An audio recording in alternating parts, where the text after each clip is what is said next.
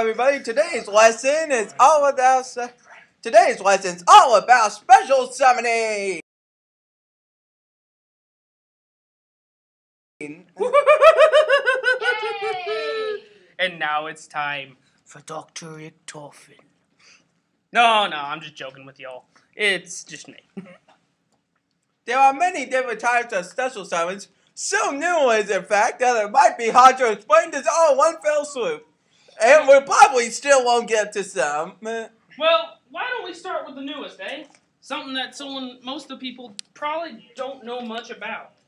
Most namely, pendulum summoning, which is a form of special summoning. You can practically summon a full hand at a time, right? Yeah, okay, that sounds fair. We'll start there. Alrighty. See these numbers, red? Red, that applies if it's on the right side of your right side of the field. This only applies if it's on your left side of the field. Now, if you got two of them, say this one's on the right and this one's on the left, then you can special summon anything level 1 through 8 because of the numbers. Very effective, but they have their own fields, special areas. They can also be summoned as normal monsters, though. I don't know why you'd do that if you only got two. Am I right? True. This kind of thing is called a pendulum scale. He knows more about it. I just know how it works. You probably remember the pendulum zone that we discussed yesterday. Except for him, he wasn't here yesterday. I was sick. No, I was at U of I looking around. They like to brag about their engineering campus. Now this card, it might be only a spell card, but it really is helpful in XYZ summoning. This card, I'll tell you about this. It is not normal. You can't normal summon this. You have to have 4 or more light monsters in your graveyard. You see, there are also certain monsters that can only be special summoned. Usually monsters like that either need a specific spell or trap card to be special summoned, or they'll just flat out tell you what you have to do in order to special summon it. This little guy is a tuner. Well, he's used for synchro, which I think you went over already. No, this is special stuff. Oh, well, whenever this tuner is sent to the graveyard by any means, it comes right back by special summon. Since we're talking about synchros, why don't we discuss how a synchro summon works? First of all, you take a tuner monster and then 1 or more non-tuner monsters. This is a synchro monster, by the way. Yeah, white. I was to state it otherwise by the card that it needs to be more specific or something. Like Road Warrior. Yeah. Road Warrior requires the road synchron. Yeah. But generally, synchro summons are not very specific. Generally, this one requires non-tuner light monsters for its secondaries.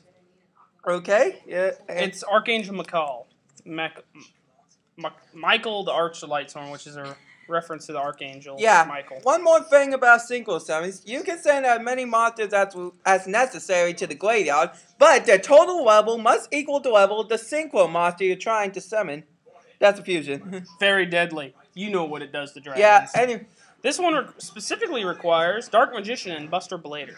Yeah, fusion monsters are some of the hardest to special summons. You don't know what you're doing.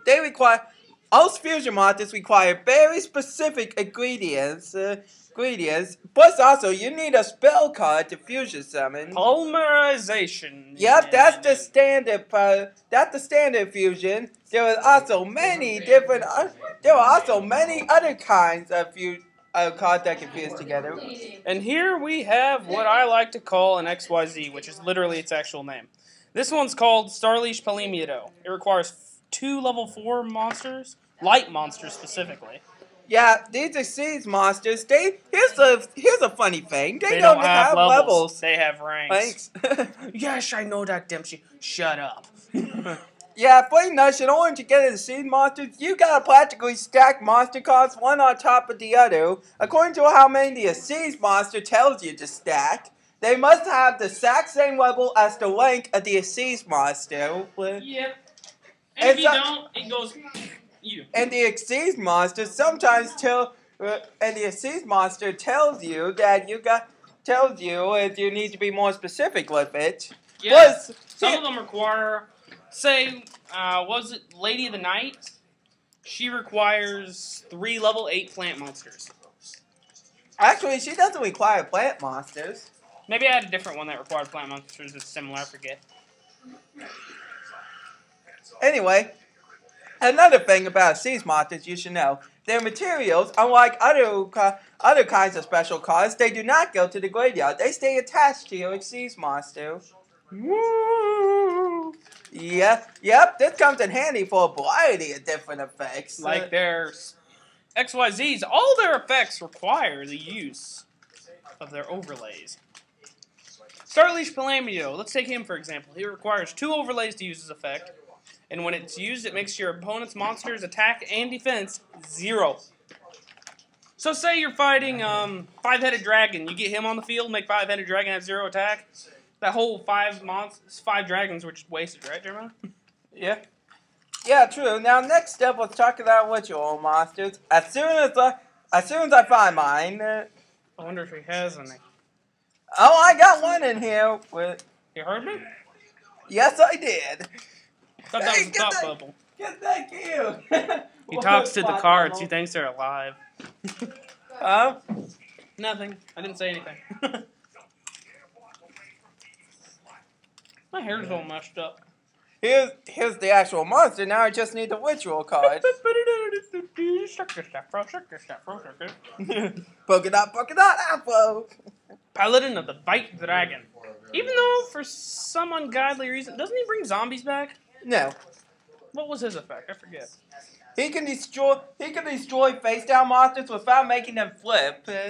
And you can sacrifice them to special summon a blue eyes white dragon from your deck. Or hand. I guess it's helpful if you're trying for 3-headed. Yeah, a ritual monster, they're very specific. You have to have the specific ritual card for that monster. Unless you're using like a substitution ritual card. Like advanced ritual. Yeah. Oh, for a minute, let's go back to fusions. Fusions, you can also have substitute fusion material monsters if you know what you're doing as well. But that's a little... I used to have a couple, but I don't use them because I think they're unfair. Yeah, those are... And some monsters specifically say those cannot be used. Yeah, true. And some of them are more difficult to use those substitute fusion materials than others. Others, like 5-headed dragon. Since it's a little bit non-specific about what cards you have to use, if you want to use substitute fusion materials, you have to change them into dragons first. But anyway, let's get back to rituals. DNA surgery. Yeah, let's get back to ritual monsters. You need the specific ritual card in order to ritual summon a ritual monster. And then you gotta either discard or sacrifice monsters equal to the ritual monster's level you're trying to special summon. No! By the way, isn't that like 12 in Greek or 13? I can't keep it straight. 13.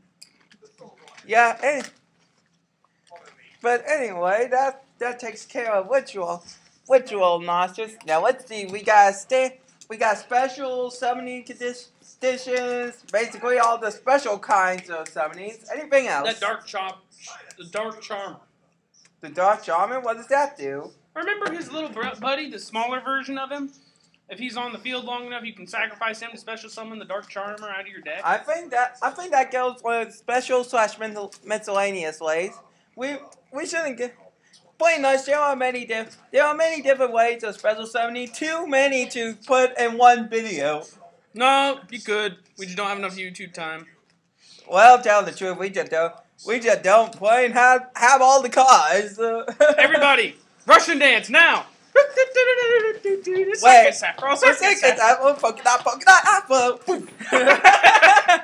The Russian dance is when you do this and you're drunk. Hey, you have a hand in a bag of chips. You did not, I did not know that. Note yourself. I seriously gotta figure out this stuff. And before we go, move. Austin, we must praise the sun. Praise the